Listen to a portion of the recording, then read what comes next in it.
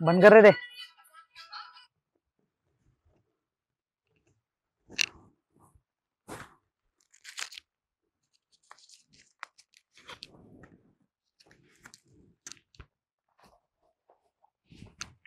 प्रतापराव एक मिनिट. मी आहे ना राव. कशासाठी मग?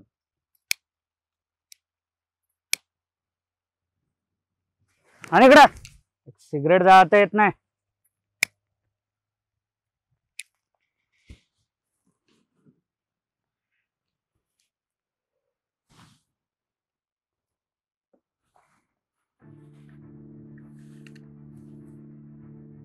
एक काम कर, तो दिसतोय का बघ जा.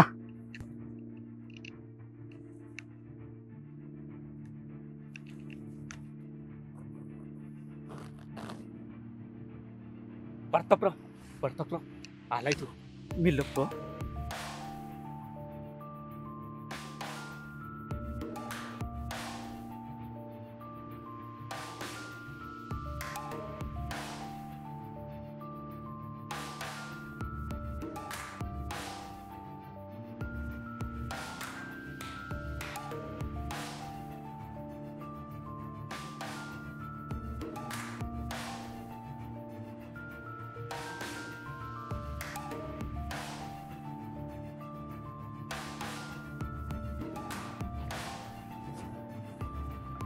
धन्या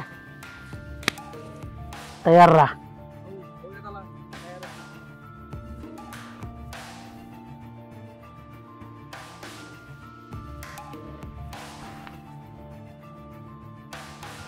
धन्या आपल्या खेळाचा पहिला प्यादा आला. कुठं चाललंय रव्या एवढ्या घाई घाई? कामाला चाललोय प्रतापराव. काय काम होतं का?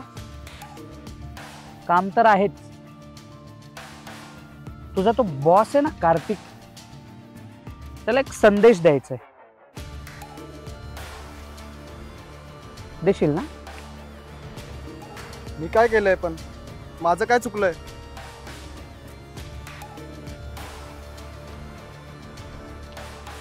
चुकलंय. तुझा तो बॉस आहे ना कार्तिक, त्याचं चुकलंय माझ्याशी पंगा घेऊन. ठोकायचं तर त्यालाच होतं अगोदर, पण म्हटलं त्या अगोदर तुला धडा शिकवावा. प्रतापराव ऐकून तर घ्या प्रतापराव.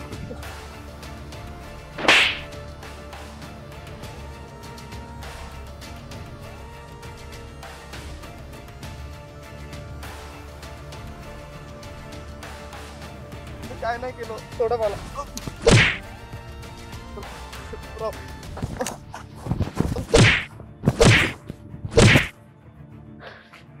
आत्ता कळेल तुझ्या त्या कार्तिकला प्रतापरावांशी नाद करायचा काय किंमत चुकावी लागते ती.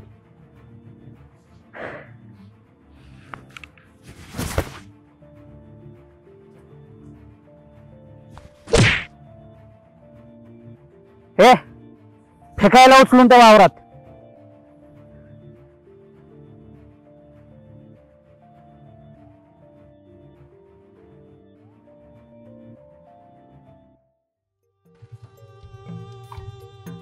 खरा खेळ तर आत्ता सुरू झालाय.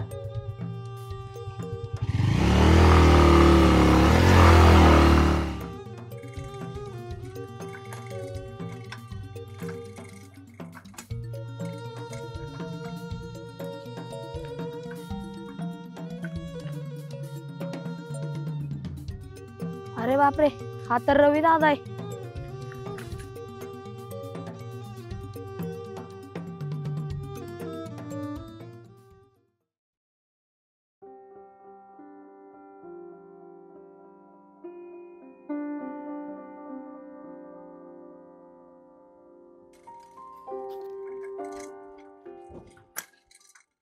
कार्तिक दादा, तिकडे रवी दादाला मारले. कोणी रे? काय ना मला माहिती नाही, पण ते तू मंदिराजवळ पडलाय मधल्या रस्त्याला. मंदिराच्या त्या बाजूला आहे का? हा. ठीक आहे.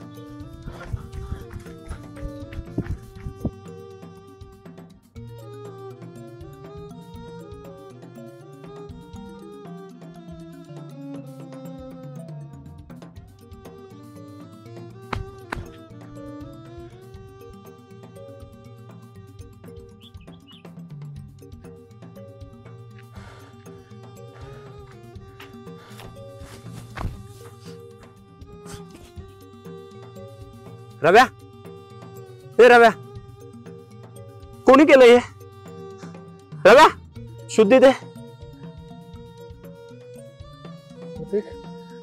ये, सांग कोणी केलंय?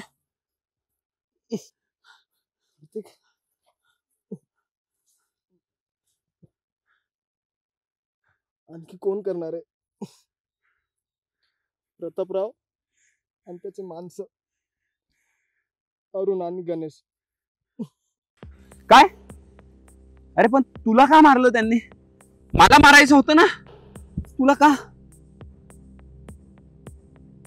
तुझा मित्र आहे ना, म्हणून त्याला तुला मारायचं होतं. पण म्हणाला जसं रव्याला मारलंय तसं कार्तिकलाही मारेल, वेळेत नाही सुधारला तर. बस झालं आता. खूप सण केले आता. आता त्या प्रतापरावला ना त्याच्या घरात घुसूनच विचारतो. सोड रे कार्तिक, नको त्याच्या नादी लागायला. त्याचं वजन जड आहे. तू शांत राहा आणि तुझ्या कामात लक्ष दे. रव्या, आता खूप वेळ शांत बसलोय. बस झालं आता. माझ्या मित्राला हात लावायची हिंमत झालीच कशी त्यांची? त्याला आता दाखवूनच देतो. लोकांनी माझी फक्त आता शांत बाजू बघितली. त्या प्रतापरावला आता माझी रौद्र बाजू दाखवतो. चल तू आता हॉस्पिटलमध्ये चल. उठ उठ रव्या.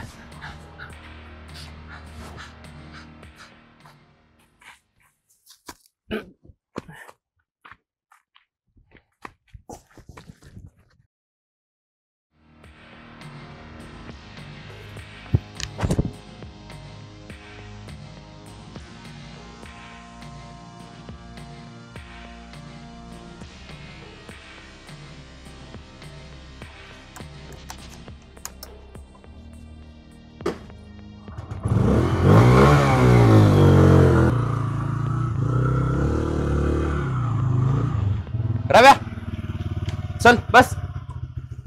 नको रे कार्तिक, ऐक माझं, नको त्यांच्या नादी लागायला.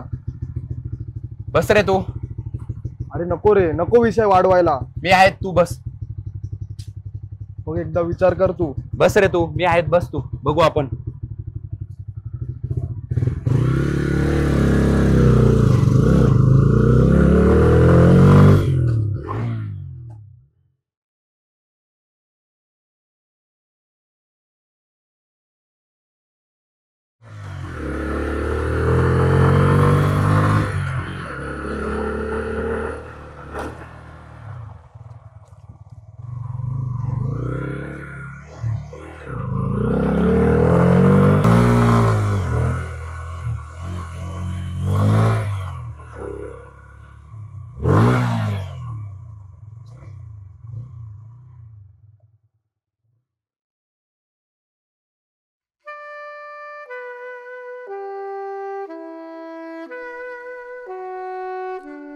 कार्तिक, अरे तुझा राग अजून शांत झाला नाही का?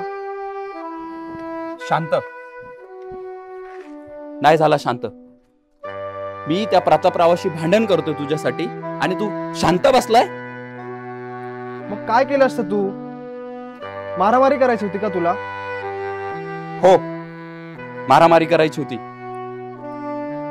बरं चल, तू रागात आहेस, तुला बोलून काय फायदा नाही. चल घरी जाऊयात आपण.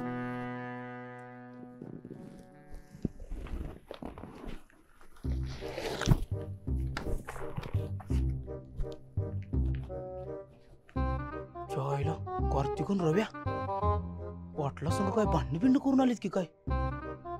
4 दिवस झालं गावात नाही तर गावात नवीन नवीन भानगडी सुरू झाल्यात. पाटलाकडे जाऊन बघायला लागते.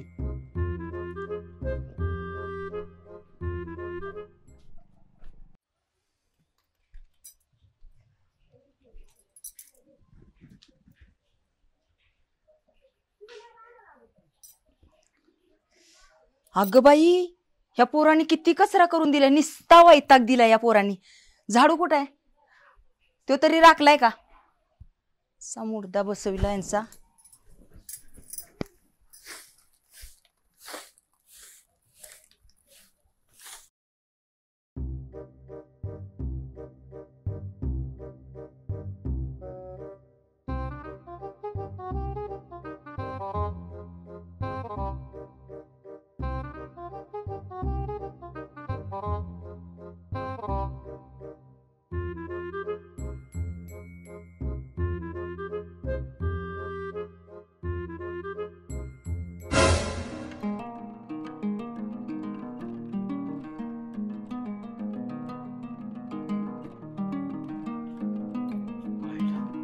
काय व्हायचं सौंदर्य एकच नंबर. आणि आमच्या घरची माकड तोंडी. सौंदर्याचं जवळ जाऊन दर्शन घ्यायला पाहिजे. चला.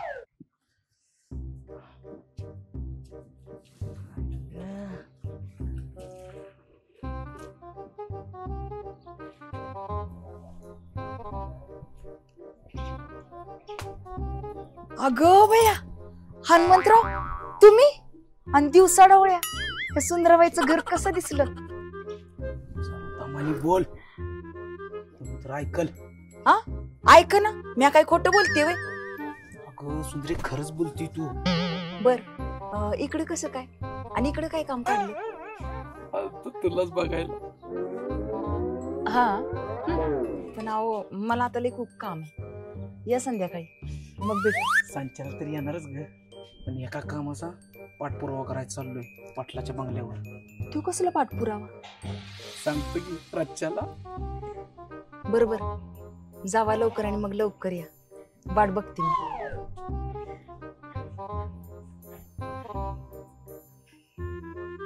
हनुमंतराव ऐका की, रातच्याला लवकर या. मी वाट बघते तुमची.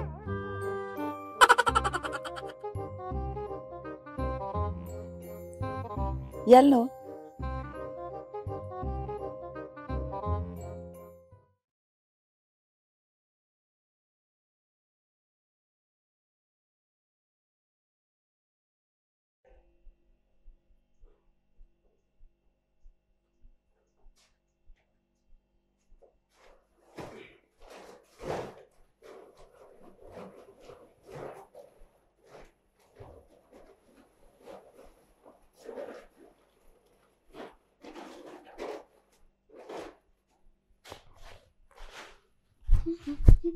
पूजा थांब.